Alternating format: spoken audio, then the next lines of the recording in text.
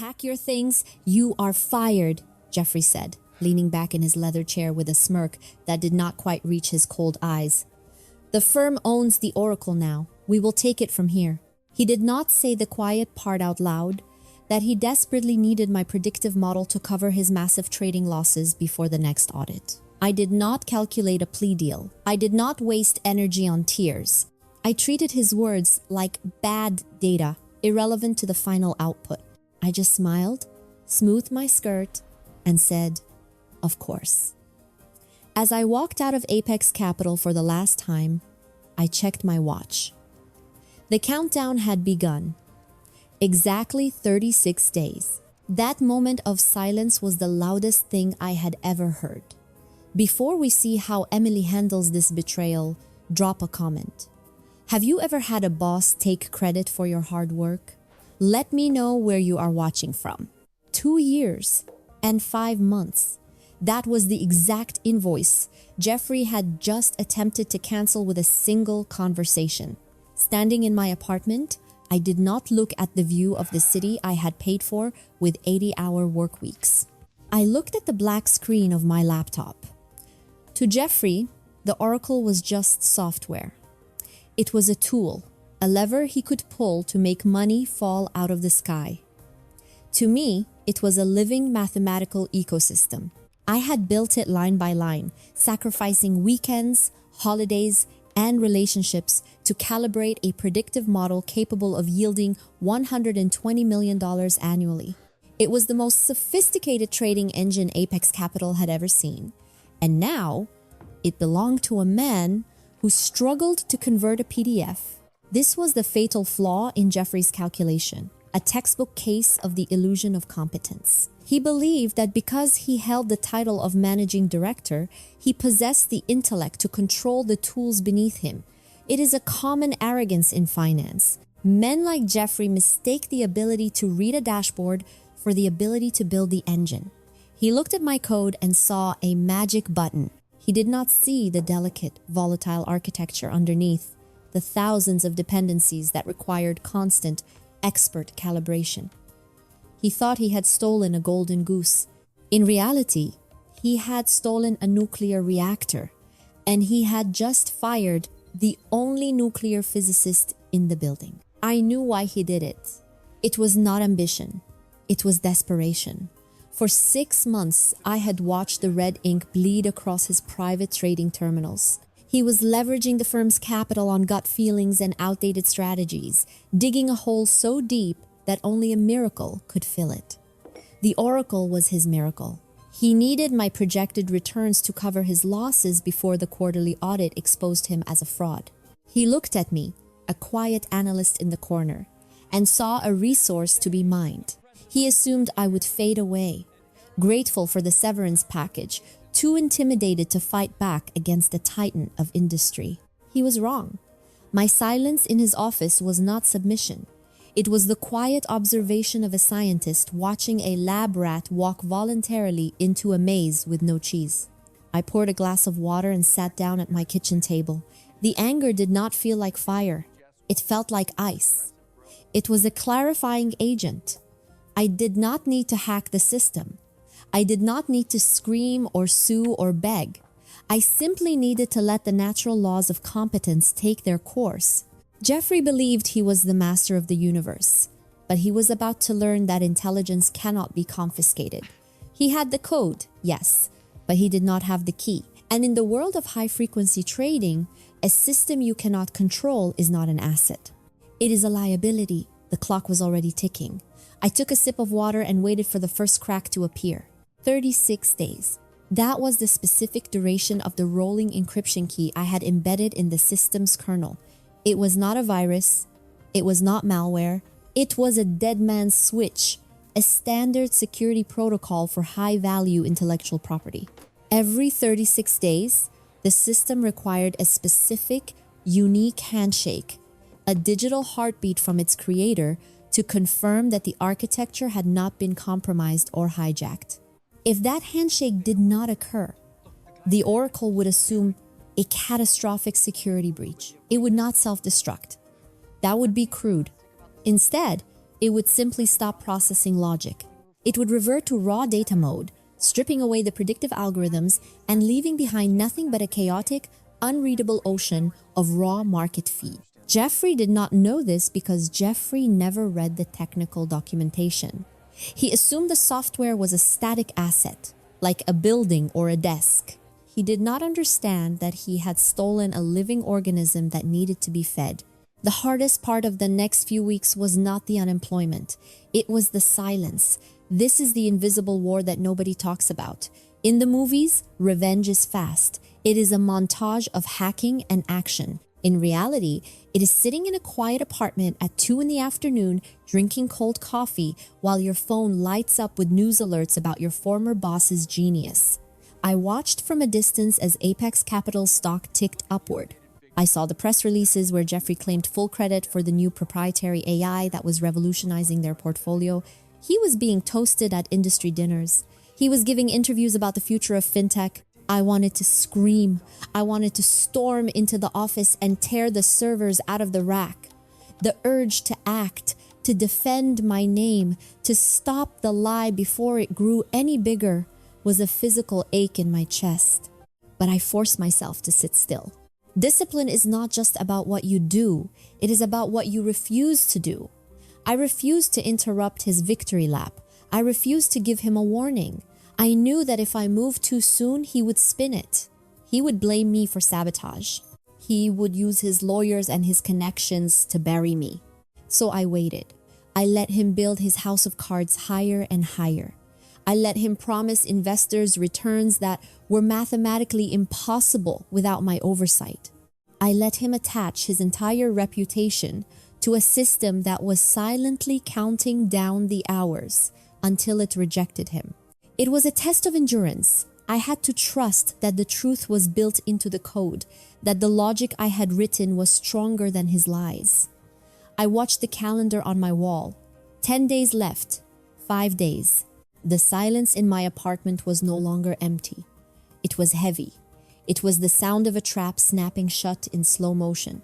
Jeffrey was driving a Ferrari at 200 miles per hour, laughing at the wind, completely unaware that the brake lines had been cut weeks ago.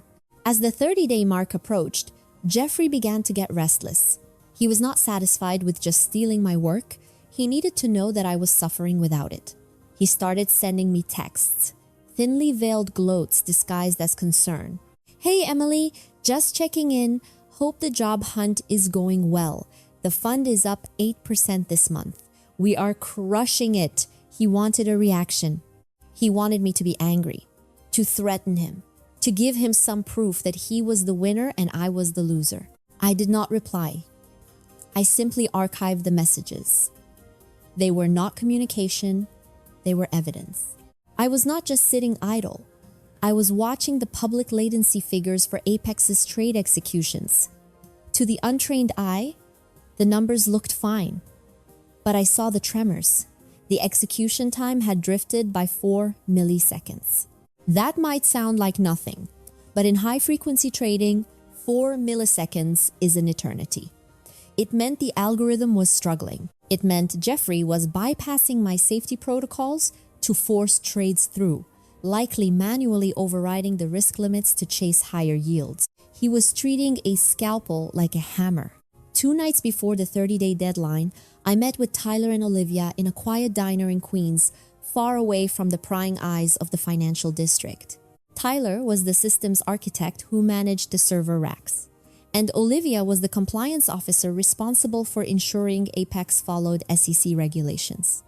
They were terrified. They knew Jeffrey was running the system hot, and they knew that when, not if, it crashed, he would throw them under the bus to save himself. I laid it out for them. I did not ask them to sabotage the system. I did not ask them to insert a virus. That would be illegal, and I am a professional. I simply asked them to do their jobs.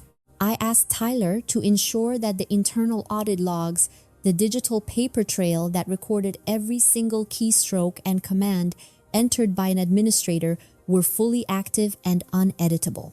And I asked Olivia to verify that the automated reporting link to the SEC server was online. They looked at me, realizing the implications. I was not building a trap. I was building a witness stand. If Jeffrey ran the system correctly, nothing would happen. But if he continued to use his admin credentials to override the safety blocks, which I knew he was doing to maintain his impossible returns, the system would document every single instance of negligence. It would create a forensic record of his recklessness. Tyler smiled, a nervous, sharp expression. He tapped his phone, confirming the audit protocols were locked. Olivia nodded, her face pale but determined. We finished our coffee and left. We did not shake hands. We were co-conspirators in nothing but the truth. The trap was now set. It was not technical, it was legal. Jeffrey thought he was fighting a software problem. He did not realize he was walking into a regulatory minefield. By bypassing my code's safeguards, he was not just breaking the software, he was breaking federal law. And thanks to the compliance link we had just verified, the moment the system flagged a critical error, it would not just alert the IT desk, it would alert the Securities and Exchange Commission. Jeffrey wanted to be the star of the show. I was about to give him an audience he could not control. The morning of the 36th day felt less like a deadline and more like a verdict. I sat in a coffee shop across the street from the stock exchange, a secure connection open on my laptop. I was not hacking. I was simply observing the public data feed, waiting for the anomaly. Jeffrey was presenting to the board at 10 o'clock sharp. He would be standing at the head of the conference room, flanked by screens displaying the fund's performance. He would be using the admin dashboard, the one he had customized to hide his manual overrides, to show off the algorithm's predictive power. He had invited the top investors. He had even leaked rumors to the press about a breakthrough in AI trading. He was betting everything on this moment. At 10:03 a.m., the market opened. The initial trades went through smoothly. Jeffrey's preloaded commands executed, buying and selling based on his gut feelings disguised as data. The board would be nodding, impressed by the immediate returns. At 10:15 a.m., the competence trigger activated. It didn't happen with a bang, it happened with a flicker. On my screen, the data feed shifted. The algorithm, having failed to receive my encrypted handshake, executed its fallback protocol, mirror mode. It stopped smoothing over Jeffrey's inputs. It stopped correcting his reckless leverage ratios. Instead, it began to execute his commands exactly as he entered them, while simultaneously displaying a forensic audit of his activity on the main interface. I couldn't see inside the boardroom, but I could see the market reaction. A series of erratic, high-risk trades flooded the exchange, all tagged with Apex Capital's ID. The stock price wobbled. Then, the real show began. The system didn't just execute the bad trades. It projected their likely outcome. On the big screen behind Jeffrey, the beautiful upward trending graph would have suddenly fractured. It would have been replaced by a raw, red line plummeting downward, annotated with timestamps of every manual override he had made in the last month. Each data point was labeled user, override, Jeffrey, admin, risk level, critical, unauthorized.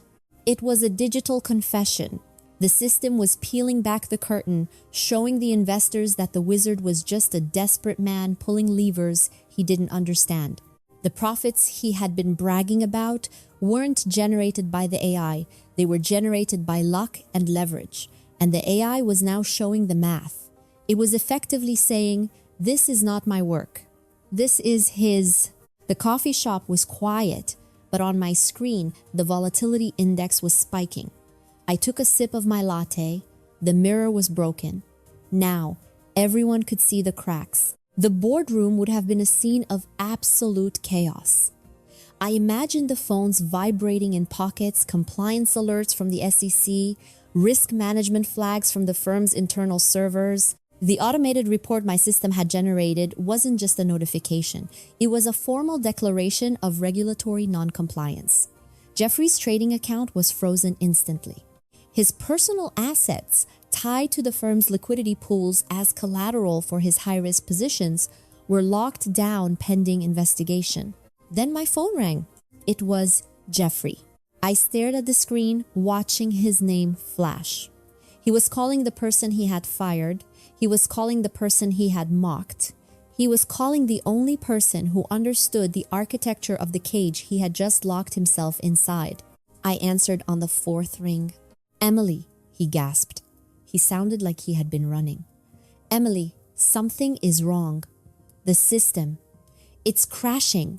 It's executing random trades. You need to come in now. I'll pay you whatever you want. Just turn it off." "It's not crashing, Jeffrey," I said, my voice calm, almost bored. "It's working perfectly." "What? What are you talking about? It's losing millions. It's flagging me to the SEC. It's running in mirror mode," I explained, as if I were teaching a junior analyst. "It's reflecting the integrity of the user. When I ran it, it used logic and math to predict the market. When you run it, well, it uses your inputs. Those losses aren't glitches. They're an accurate simulation of your trading strategy over the last month." "Fix it," he screamed. "I command you to fix it." "There is no fix for incompetence, Jeffrey," I said. "And as for the SEC alerts, that's not a bug. That's a feature. The system is designed to protect the firm from security threats, and it just identified you as the biggest threat of all." "You did this," he hissed. "You set me up." "I didn't do anything," I replied. "I built a mirror. You're just ugly." I hung up. I didn't block his number. I wanted to see if he would call back. He didn't. The line went dead, and silence returned to the coffee shop. It was over. The 36 days of waiting, the anxiety, the invisible war, it was all over. I had not fired a single shot. I had simply allowed gravity to do its work. Jeffrey had built a tower on sand, and I had just waited for the tide to come in. The fallout was swift and absolute. Jeffrey was escorted out of the building by federal agents, his access badges stripped, his devices seized as evidence. The news hit the financial blogs within the hour. Apex Capital Director flagged for massive fraud during live demo. The firm went into damage control mode. They issued statements, fired the compliance team who had looked the other way, and froze all trading on the Oracle until a full audit could be completed. Then they called me. 3 days later, I walked back into the Apex Capital Tower. I didn't take the service elevator. I walked through the main lobby, past the security desk where my badge had been deactivated 36 days ago. The receptionist nodded at me, eyes wide. I took the elevator to the executive floor. The CEO was waiting for me. He looked tired. "Emily," he said, extending a hand. "We owe you an apology and a job offer." I sat down. I didn't smile. I laid my terms on the table. I didn't want my old job back. I wanted a partnership. I wanted full public credit for the development of the Oracle. I wanted a salary that reflected the value of a system that could generate 9 figures a year. And I wanted Tyler and Olivia promoted to run my new department. He didn't negotiate. He signed the papers. I walked into my new corner office, Jeffrey's old office, and looked out at the city. It was the same view he had enjoyed while stealing my work, but now it felt cleaner. I re-uploaded the original, unmodified code for the Oracle. The system hummed to life, the red error messages vanishing, replaced by the steady green pulse of optimized trading logic. The market stabilized. The firm's reputation would take years to recover, but the math was sound. I realized then that integrity isn't just a moral choice, it's a structural necessity. You can build a lie, you can market a lie, you can sell a lie to investors for millions of dollars. But eventually, the math always wins. Jeffrey thought he could cheat the system because he thought the system was just code. He didn't understand that the code was an extension of the mind that built it. He tried to occupy a mind he didn't own, and he was evicted. I still have the backup drive with the mirror mode protocol in my safe. I don't use it anymore, but I keep it as a reminder. Intelligence without integrity is just a weapon waiting to backfire. If you build something true, you don't have to defend it with lies. You just have to wait for the truth to do its job. The view from here is beautiful. And for the first time in a long time, it's secure. If you believe that the truth always finds a way to surface, hit that like button and share this story.